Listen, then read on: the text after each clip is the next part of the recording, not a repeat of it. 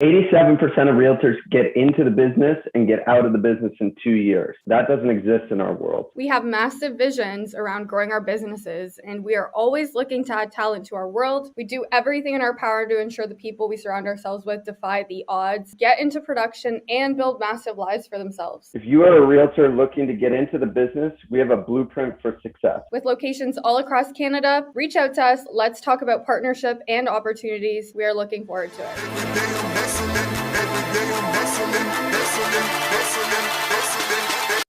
Welcome to another episode of the Sales Beast podcast. We are here today with an absolute rock star and a dear friend of mine, Sean Provencher. Thank you so much for joining us today. Absolutely, my pleasure. Thanks for having me. Now, I'll give everyone a little bit of a background on you. I know you're a very successful realtor. You used to live in Ontario. Now you're living out your life by design on the West Coast, Vancouver Island. I'm still waiting for my invite out to your place. I'm ready, buddy. Come on, bring it on. Yeah, okay. We'll build it into the 2023 travel plans. I like that. And where I got to know Sean was through a company he established called FlipSpace, which I think is one of the best coaching and training programs for realtors that I've ever witnessed. So Sean, thank you so much for joining us today. Love you. Appreciate you being here. My pleasure. My pleasure. Now, I know a ton about FlipSpace. I've really gotten to know you over the last 6 months. What I don't know is what you did before you left Ontario and moved out west. Can you share with us when you got in the business and what that part of your life really looked like? Yeah. Do you want me to go all the way back to the beginning or give you the abbreviated version? Which one works better? I want to get to know you. Let's go back to the beginning. I want to get to know you better. So true story. When I was not a real estate agent, I was actually a roadie. That was my job before being in real estate. So I moved out of my parents' house when I was really young. I was like 16 years old, had to figure out a way to, put myself through high school and all that kind of stuff. And I ended up getting a job at a Metallica concert. And I basically strung that from one job to the next, helping set up rock and roll shows and special events for a period of about 5 years. And it was fun to sell. And I woke up at a certain point. I was right around 21, 22 years old, realized that all the people who'd been doing it longer than me had struggles with addiction, broken marriages, and, back pain. And it was clear to me that it was time for a different path. And I connected with a friend of mine who had been in real estate for years. And she just said, look, you'd be good at this. You should give it a try. You're a hard worker. You need to clean yourself up a little bit. But if you listen to the right people and do the right things, you could make a lot of money. And I jumped in and I've never looked back. What company did you start with? Were you with KW or someone else? No, I started out at the Balloon.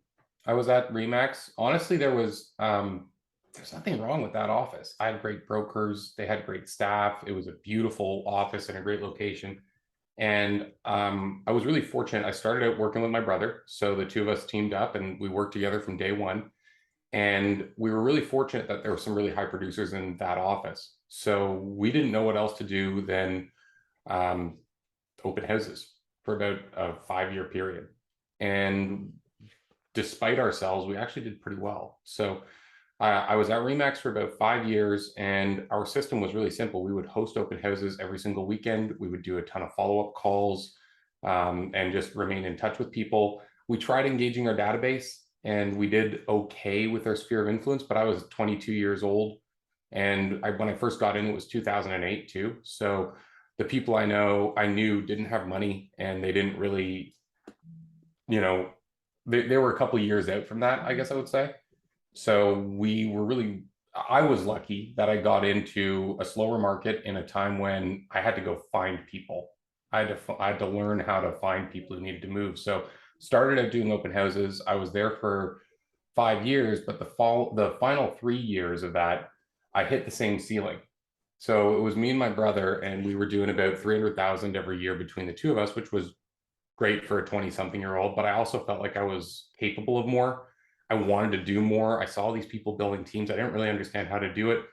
And we didn't have any systems in our business. Like I remember every year, a couple times a year, we'd be driving around in the car together, or we'd be like leaving an appointment and spending time talking together. And we'd ask each other questions along the lines of like, how are we doing? And we didn't know our numbers. We didn't know how many homes we'd sold, how much commission we had. We didn't know what our overhead was or anything. And at a certain point, it just burned us out. And that's when we looked at coming to KW. One thing I heard you mention there, you said you were lucky that you started in and around 2008. Yeah. One thing I find myself thinking a lot is, I wish the pandemic never even happened, because it spoiled a lot of people, especially those people that got into the business over the pandemic. Yeah. That world wasn't real. Can you maybe chat to the people out there that are just getting into real estate right now and let them know why it's beneficial that they're starting now versus a year or two ago? Yeah, it really shapes the foundation of who you're going to be as an agent. And we've had it easy for a couple of years, right? The past 4 years or so, we've been in an upward trending market. We haven't had any real downturns or recessions. Prices have been really high. Buyer motivation's been really high. Homes have been easy to sell. So a lot of the membership of many real estate boards of people who never really got the experience of learning how to go fish for themselves or fight hard for a deal. And that's part of being successful in business. So I got to grow up in that. And I do think it was really fortunate. Yeah, I think right now, like we're coming back to a regular market that I think all of us probably are more commonly accustomed to. In the last 2-3 years was not that at all. It's not a normal market, and now people's expectations just haven't shifted with where they need to be. Yeah, well, and if you can shift, or if you already know how to operate in a market like this to me represents a much bigger opportunity than an easy market where your business will show up more readily and it'll carry itself through without you having to massage it so much. Can you maybe expand on that a little bit? Like what is that opportunity right now for those listening?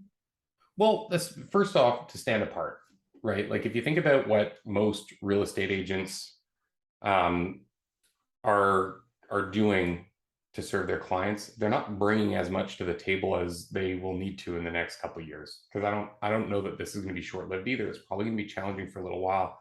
So the opportunity to stand apart from other agents, I think, is huge, because if you can thrive in a market like this and take great care of people, then it's going to lead to more referrals. It's going to lead to better client experience. It'll lead to people really singing your name. The other thing too that people often overlook is that in a really easy market, we're more replaceable, right? Like everyone who traded in the past 5 years heard sellers say things like, oh, well, this house is going to sell itself. And most of the time we could influence what a home would sell for or how fast it would happen and, generally protect the seller. But a lot of homes did quite a bit of the heavy lifting. Whereas in a market like this is where having a great agent by your side is really, really valuable. The homes themselves aren't doing 80% of the heavy lifting anymore. We've got to do that. When you have a client that's in a really tough position, the agent who has a tremendous amount of experience and knowledge and expertise and a great network, that's the agent who's going to be able to really protect you, care for you, and see around the corner. So I like that in a market like this, we get to actually improve our worth in every transaction. And then finally, the market share thing too, right? Like they talk about this in the Shift series. If your market on an average month does 100 transactions and you do 10 of them, then that's a 10% market share. If transactions drop to 50 and you continue doing 10, you just grew your market share by double. And all you had to do was protect the ground that you already held. So I think it's a great market for people who are serious about the business. They're willing to work hard because it's a hard business to be in, and they want to grow through it. I love that. And you have so much knowledge and experience. So I'm going to ask some questions for our listeners. What are some of the things that agents should be looking out to do right now in this kind of market to really differentiate themselves? Maybe not only from a client perspective, but from their business as well. Yeah. So, I mean, from a business perspective, if you're just getting started or if you own a big team, no matter what, cut expenses in a moment like this. This is not a time to be carrying expenses that aren't producing an ROI. So if you are putting something new in place, or if you have something in place that isn't necessary, just cut it. The last time my team came into a shift, we were doing about $1.5 million a year in commissions, and we had monstrous overhead. We had a very, very, very high amount that we were putting out on a monthly basis because we were in a growth phase.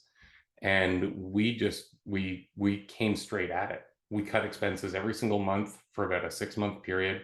I think the first meeting when we sat down, we cleared out probably about $150,000 in salaries that we didn't really need in people who were virtual. After that, the next month, we cut another $50,000 in recurring expenses, like just subscriptions and stuff like that, over the course of a year. And we just relentlessly went through, and if something wasn't producing a return, we cut it. The other thing is, in a market like this, you got to remember that less people are going to move. And that just means simply that you need to do more in terms of conversations and connections with people to get the same results. Sorry, it's not going to be as easy. You've got to work harder in a market like this. So if you're not prepared to do that, be prepared to walk home with less money. The other thing that I think a lot of people might not know about a shift, I've been through, this is my 4th one, is that the deck kind of gets reshuffled. So there'll be people in your pipeline for the next year or so who you thought were going to transact that just aren't going to transact anymore. They might not be able to, they might not be willing to, they might not be in a position that it makes sense. So a lot of the people who you're talking to will just no longer transact. However, there will also be people who are in your that aren't in your pipeline, like people who you didn't think had a transaction in the next few years that all of a sudden might move. And I think that that's a huge opportunity. So go back and erase what you thought about your database and look at everyone as a new potential. So COVID is such a great example of this, right? You had all these people who you thought were going to move. I served a lot of baby boomers because I did a lot of business by door knocking and cold calling. My neighborhood had a lot of people who were in the 50 to 70 range. And COVID hit, and they were in these big, comfortable homes that were paid off, and they were being told not to go to the grocery store, let alone have a bunch of randos come into their house and start touching their stuff. So they cinched down. And then, so those are the people we thought were going to move. They suddenly weren't moving for a 2 or 3 year period. And then simultaneously, all these other people who had no plans to move before COVID, all of a sudden were, moving out of town. I'm going to go live on a lavender farm and work from home, or I'm going to live on a cottage. And there was this huge migration of people because the needs that they had with their home changed suddenly, right? We're doing school from home, we're working from home. I don't need to be at the office. My commute doesn't exist. It might not exist ever again, or it might be different.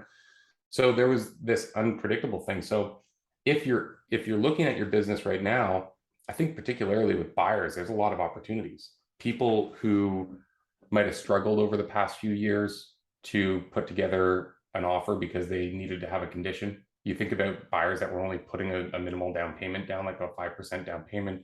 Usually the broker is not going to tell them they can go forward without a financing condition. Re-engage these people. First timers, even if interest rates are higher, carrying cost and what you'll net after a 5-year term on a home in terms of the balance, like you're going to walk away with more money in a market like this. People who want to upgrade, they might not have been able to get into the larger home that they want, but larger homes have dropped more than smaller homes. So it's a great market for them. There's a whole number of people that you can work to re-engage. They might not be thinking about moving right now, but if you can be the educator and show them the path, I think there's a huge opportunity. Yeah, what you said there is so true as well, from like being the educator standpoint, because right now the educator for most of people out there is the media, and the media is not really portraying it in an amazing way. Like it's all doom and gloom, versus if we give them the options, it might be doom and gloom for some of the clients, but it also might be a really great opportunity for other clients, and they don't know that until we tell them. Yeah, the media can be a real stick in the mud, and a lot of the time they mislead people somewhat intentionally, and then other times people don't understand what they're reading, and that can also lead to a lot of confusion. Like one of the classic things that people misinterpret when they read the media's reporting on real estate markets is the difference between sales and price. So sales will be down 50% or something like that. You read that on a news headline, people read that and their brain thinks that prices are down 50%, but they're not.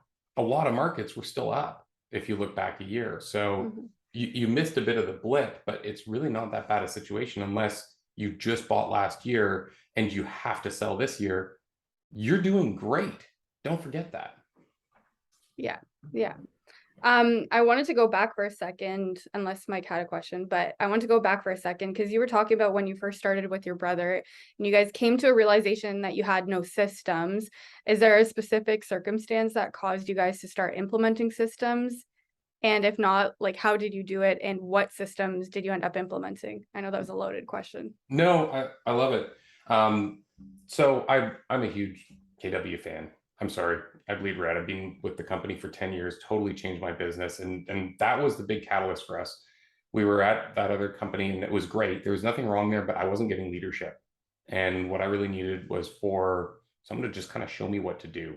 I'm a big believer in coaching. I've got multiple coaches. I usually throughout my career have had at least one, if not two or three different coaches. And to me, having a good coach and having a proven model to follow is like having a cheat code to life. So I came to KW. That was the beginning of the whole thing. And I just started introducing the systems that they taught me to my business. And I made two real commitments when I came over. The first one was that I was going to take creativity out of it. And I was just going to follow what other people said had been successful for them. And I was going to commit to doing that before I tried anything creative again. The first half of my career, I was experimenting constantly. And I was doing, I call it blunt force trauma real estate. I was just running around punching everything I could, trying to figure out what was going to work. And when I transitioned from that experimental phase to just saying, I'm going to do systems until I've got them in place, I've measured them, and then I'm going to get back to being creative afterwards, my business just started to take off. The other change that I made was I started to be very, very regimented in lead generation. So before I came over, I was doing about 300,000 a year. And the first year at KW, we did 580, then we did 880, and then we did $1 million. And then over the past 7 years or so, we've been doing anywhere from $1 million to $1.5 million. And we had a really great little business. It was me and my brother with anywhere from 2 to 4 buyer's agents most times, a couple of really, really great staff who just drove the ship and made sure that everything was cared for. We didn't have any worries. And most weeks I was working 25 to 35 hours most weeks. So I was able to pursue other interests. Like I teach a lot because I love teaching. I was a coach for MAPS coaching from 2016 to 2019. And it gave me a really nice perspective of the people out there around me. And you asked about systems, and my experience was kind of that we went through the real estate pipeline and tuned it up starting at the top and moving to the bottom. So over the course of the first 3 years or so, we started with lead generation. We just got really, really focused on generating a ton of leads. We perfected that. After lead generation, it came booking appointments. Well, to book appointments, you usually need to focus on follow-up, having great systems, having good marketing, making sure that people, if they are in that window where they're going to be making a decision soon, you're inescapable. After follow-up, we had to get better at doing appointments. So we got really, really skilled at the presentation, built a beautiful pre-list package, made sure that our follow-up systems were tight. So again, in that window, I've got my bullseye on you. And then after that, we realized that we needed a better value proposition. So we really boosted up our marketing. We invested in our website. We made sure that our staging and our photography was at the highest possible level. And we just kind of went through the sales pipeline to the point that we were doing as much as we could do. And then from there, it became leadership and just learning how to grow other people. Now, can we maybe switch gears? Everything you just said there is what I feel you built in your coaching business. It's what you built in your coaching business. I've never seen a coaching company that kind of regimen around lead generation, follow-up, scripting. And you're not a guy that just shows up once a week in someone's life for a 30-minute coaching call. You're there every single day for multiple hours in FlipSpace. I can say you're I'm going to pump you up a little bit here. You're one of the greatest pieces of leverage I've ever received in my life. And I think anyone's crazy not to hire your company for their new agents and seasoned agents. I also need to pump up your business partner, Nikki Calford. It's awesome. Let's share with the world how FlipSpace works and how it can really benefit people the same way it's benefited me and my group. Okay, but thank you first. That was really kind what you just said. So You I'm just save gonna me breathe by it. hours a week. I'm being totally honest with you when I say all that. Yeah, well, that's what we're here to do. If you think about coaching, usually what happens is you have either a half-hour call every week, or you have something that would be more along the lines of training, which would be like a weekly course or a big presentation you go to where you get a whole bunch of information and then it's up to you to implement. And even with the half-hour weekly call, which I'm not knocking it, because I've got multiple coaches right now that's the model I'm coached on, and it works great. Yet the thing is that it still leaves you to implement, and implementation is where it gets messy. Frankly, it gets messy, and it also is reliant on you having the habits in place to pull these things through. So what worked really well for me on my team, and when we started that growth spurt, was we went to bold, and we just never stopped doing bold. Our team continued doing bold for the decade following when we went to bold. We just realized that if we had that many conversations and we put ourselves in front of that many people on a consistent basis, our business would thrive. And that was what started our hockey stick on our team. And about a year ago, I was in an opportunity where I was looking at selling my portion of the team to my business partner, my brother, Dylan. And what I really wanted to do was get into coaching. And I looked at the typical models of coaching and training, personal one-on-one half an hour or a big course.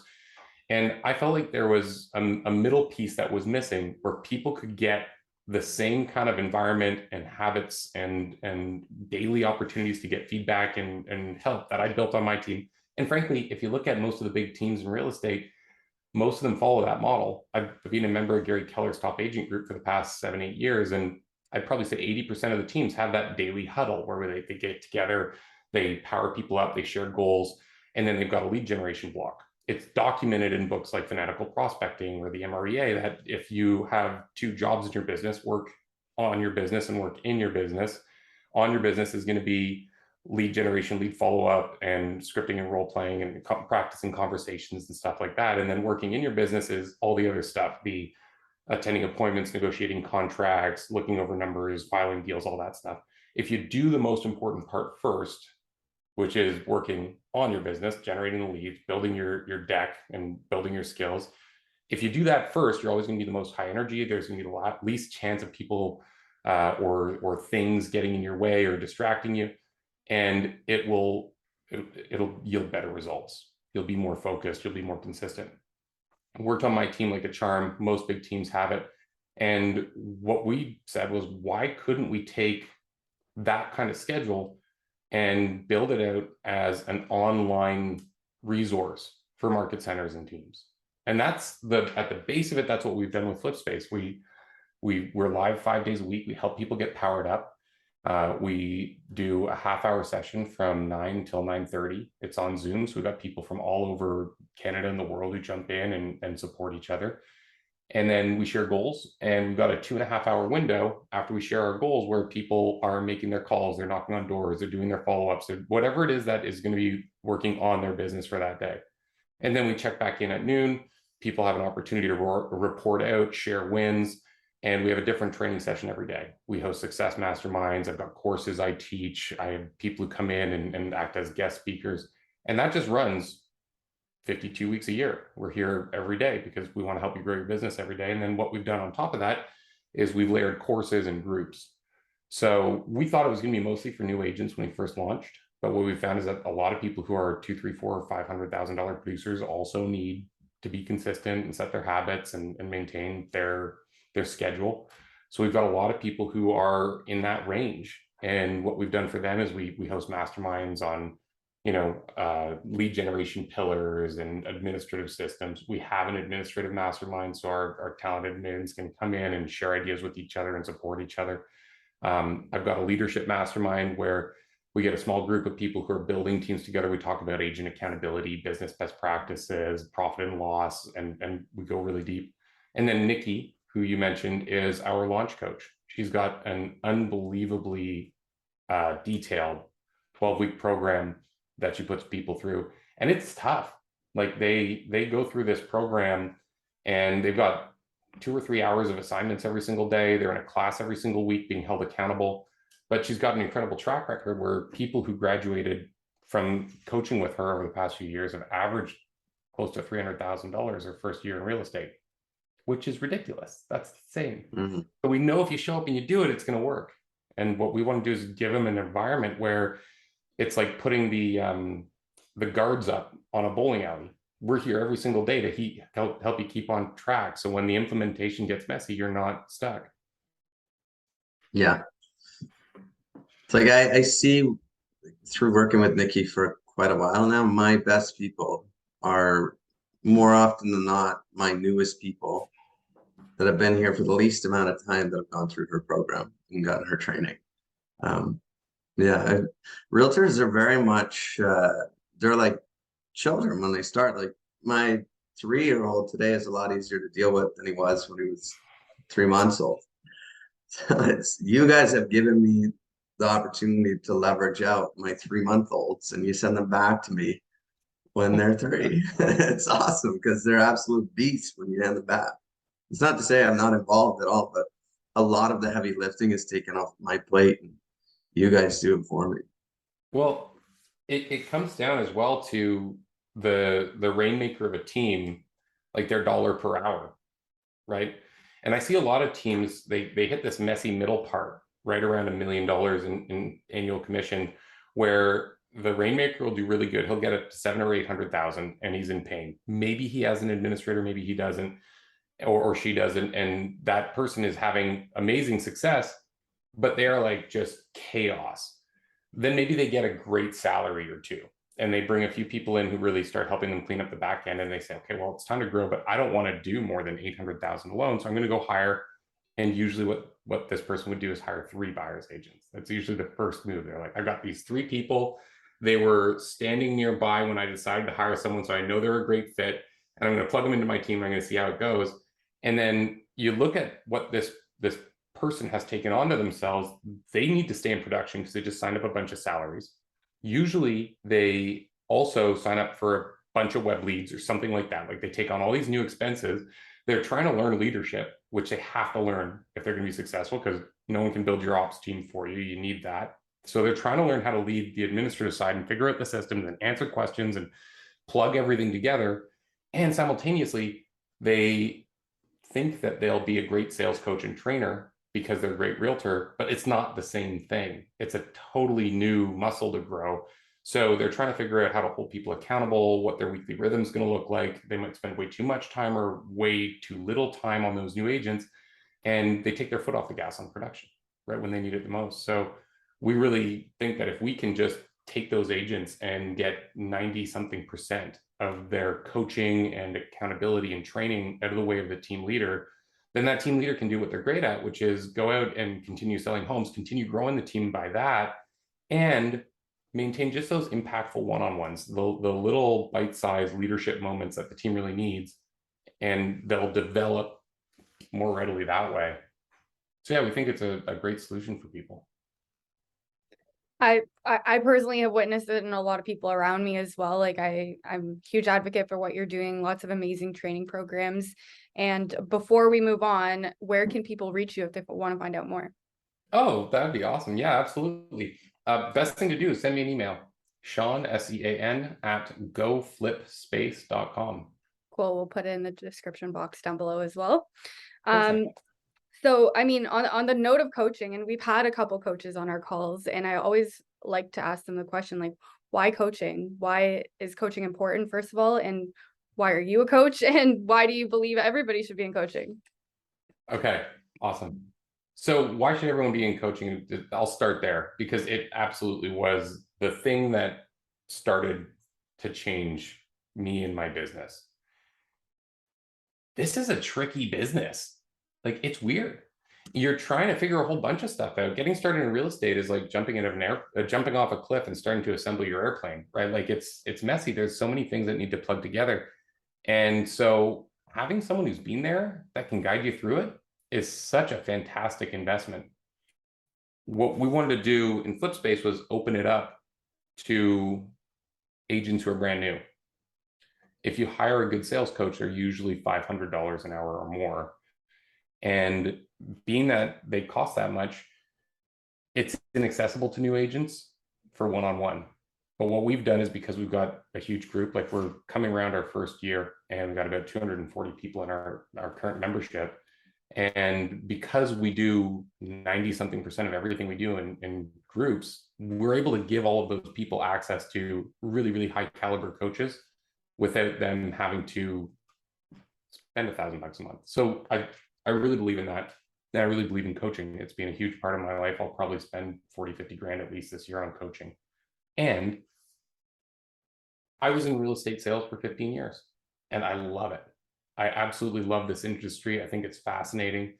And at the same time, I was looking for a new challenge. My job had gotten kind of easy. I was working 25, 35 hours most weeks on the team.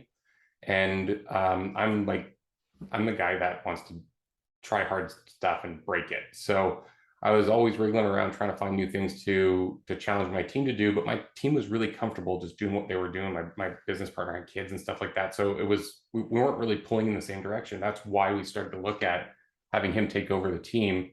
And I always had loved teaching and coaching. Ever since I came to KW, I started contributing and teaching, and I shared that I coached for MAPS for several years, and I loved it. It's really hard to do a great job of being a coach and a salesperson.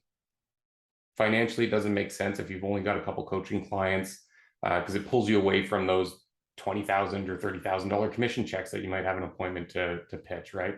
So time-wise, it's also really tricky to fit both in.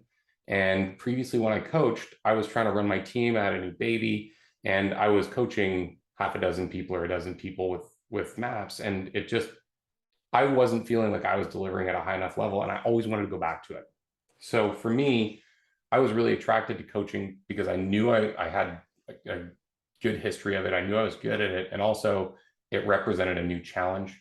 And it was something that I could continue to develop my leadership skills with. And frankly, that's kind of the fun thing about the Keller Williams environment. Like, the opportunity path that you have in real estate in general is really neat if you open your mind up to being more than just a salesperson. And what they've done with KW is remarkable, because you can, like you, Anna, you can move towards being a team leader and CEO of a market center, or you could be a coach, or you could, there's probably 50 to 100 different roles that you could get really specialized in and just explore what makes your heart sing. That's Yeah, awesome. I love it. I had a question for you, but you already answered it. I took career visioning. I'm not sure if it was David Brousseau that said it or Stephen Hanlon, but he asked me a question. He said, when in the NHL or the NFL or the NBA, when have you ever seen a highly productive player coach? Meaning you don't see a coach that coaches in place at the same time. And I was going to ask you, are you a better coach today now that you've gotten out of production? Yeah, absolutely. I believe so. It really lets you hone and focus on one thing. And for, say, someone running a team, is that the path they should pursue? Should they pursue getting out of production at some point in the future so they can fully pour in to their people and master leadership? No, not unless it's what you want. Because here's the thing, people get attached to this one perspective in real estate. We all get into, I call it the GCI pissing contest, where we're all like, you see the big numbers and you don't know all the other stuff that's going on in the background of that business or that owner's life. And there are a lot of really great places to step off the bus and just get comfy if that's what serves you and your priorities best. So for example, I think there's a real sweet spot between 400,000 and 600,000 for a solo agent. Maybe get a VA and have them do your transaction coordination and take some correspondence off your desk. You can run a really profitable real estate business in that range. Depending on the market you're in, it'll be a different number of transactions, but I see a lot of people who are netting 70, 80% and living a very nice life without a ton of hours. Beyond there, there's a growth spurt you got to go into, right? If you want to get up to 800 or a million, 1.2 million, somewhere in there, a virtual support worker might not be a solution that'll work. So you need to take on a really talented salary and help them build out your systems and your organizational models. Also, your life is going to suck if you're doing all those sales alone. So past the 600 and change mark, you kind of need to plan to grow to 800 to a million, build a small team. And that can be a great place too. We were doing about $1.5 million a year, and that was us. I had 2 really talented local admins, maybe a virtual or 2 that just kind of leveraged them because we're really high service on my team, and 2 or 3 buyers agents. And we settled out there. We were netting 48% on good years, and we were working 25, 35 hours most weeks. And that's a lovely place to be. For you to leverage yourself completely out of production and still make good money, you probably need to grow your team more than that. So that would be kind of the next jump, right? Where you say, okay, well, you know what, if I'm going to replace someone like Sean or maybe Mike, that's probably not going to be one person. It's usually going to be 2 or 3. So you probably need to grow your sales staff up to somewhere between 5 and 8 at least to be able to leverage yourself out.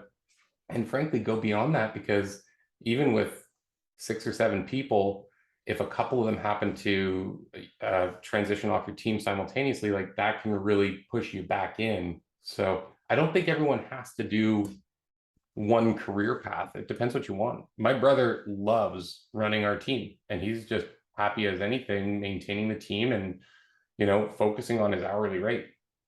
This is awesome. I think you've already brought a lot of value.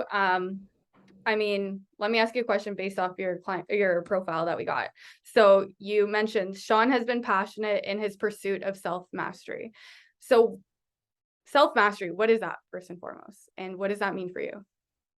Oh, yeah. I just, you know, I look at it as this. Personally, I'm not a hugely spiritual person. So I like to live my life as though this is the one shot I get, and I want it to be as good as it can.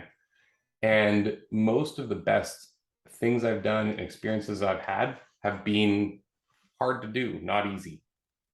So if I look back over the things I'm the most proud of and the accomplishments that really made my heart sing, it wasn't the easy road. It was figuring out how to do something hard and rising to the task. So I'm really passionate about that. I want to live the best life I can, and my perspective is that in order to do that, I've got to be the best I can be.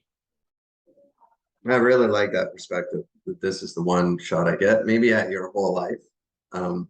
But there are moments in life where it's the only, like Anna, we used to work side by side every single day. That may never happen again.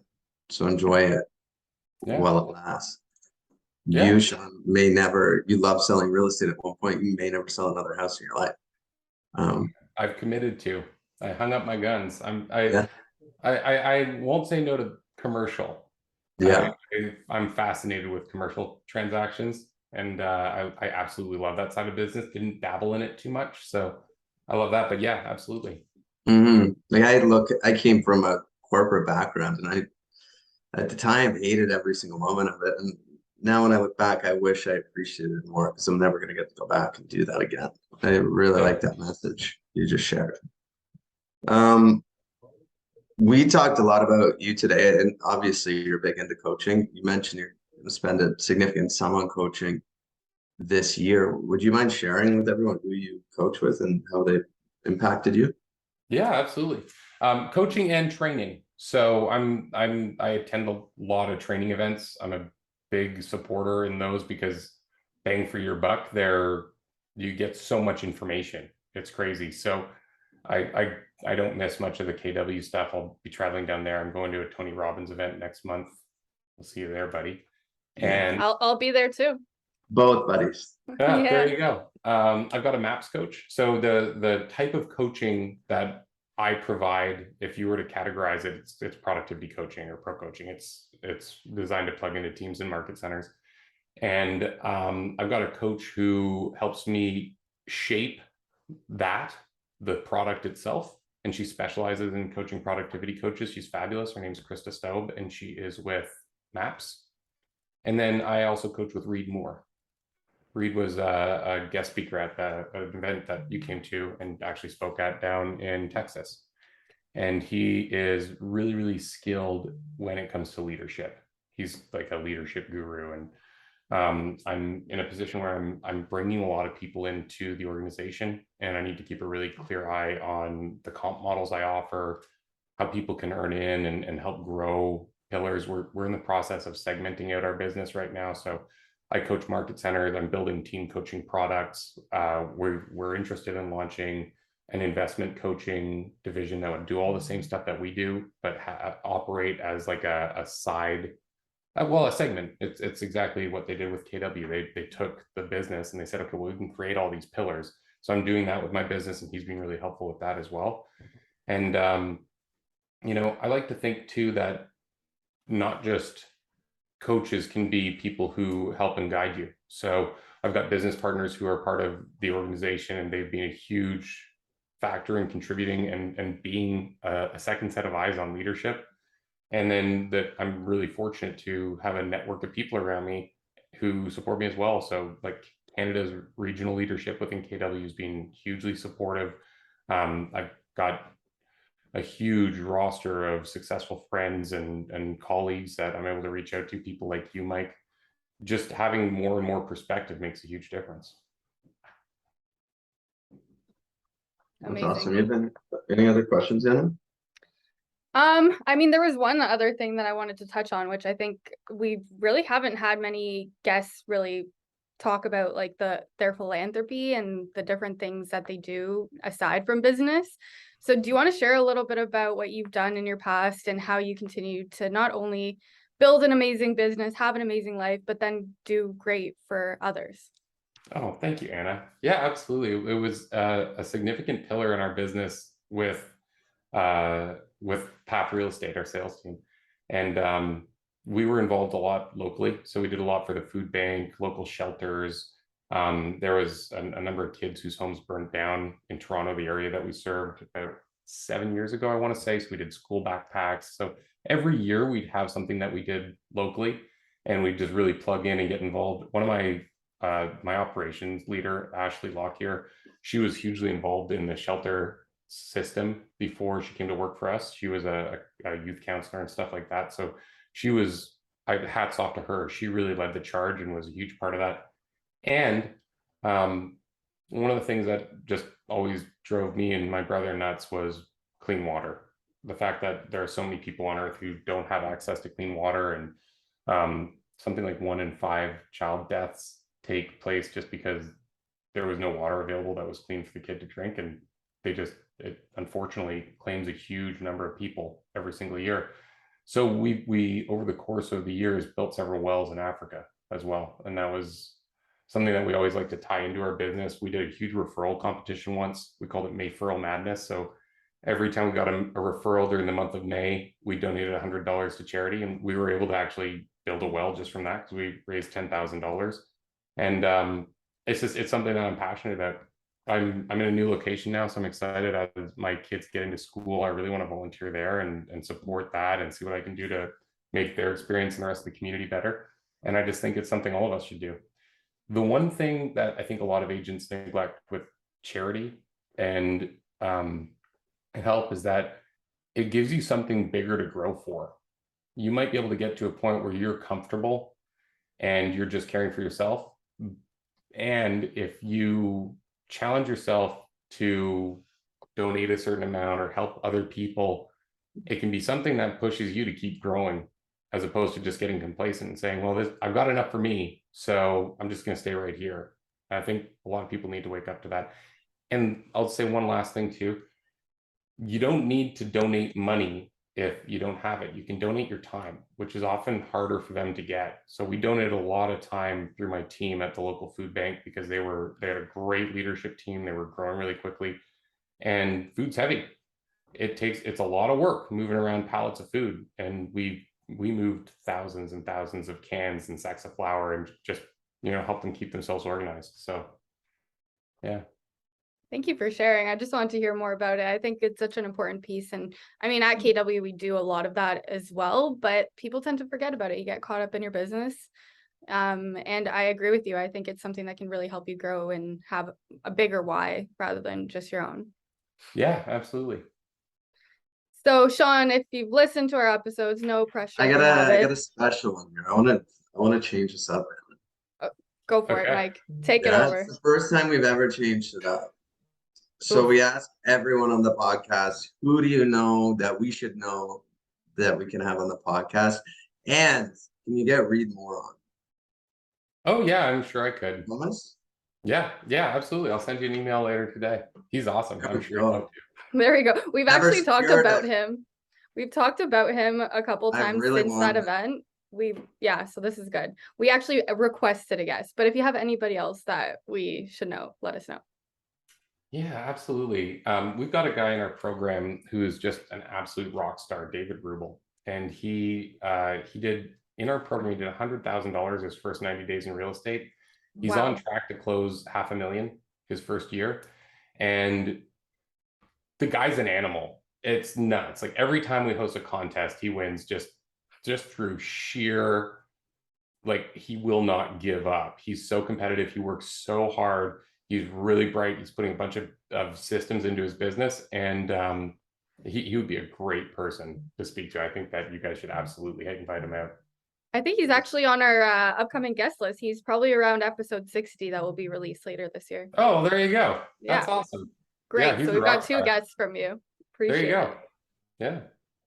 Awesome. Any last comments, feedback, thoughts that you guys want to share before we end the episode today? This has been really fun. I'm super grateful that I had the opportunity to jump in and hang out. So thank you, both of you. The way you can show your appreciation is to get us Reed Moore. Okay. Get us Reed Moore. Yeah. He's going to squash me. You're like, wow, Sean was great. That guy's brilliant. So. I absolutely love listening to that guy. That guy is living the life of my dreams. He is so cool. Yeah. I get to talk to him every week. Wednesday. Yeah. I already knew who you coached with, by the way. This was all a big setup, so I could get it. I love it. That's strategy. Yeah. Awesome. Well, thanks so much, Sean. It's been a pleasure. And again, we're going to link your information down below. We'd love for you guys to reach out to Sean and learn more. Fabulous. Thanks, Anna. Thanks, Mike. Thank you.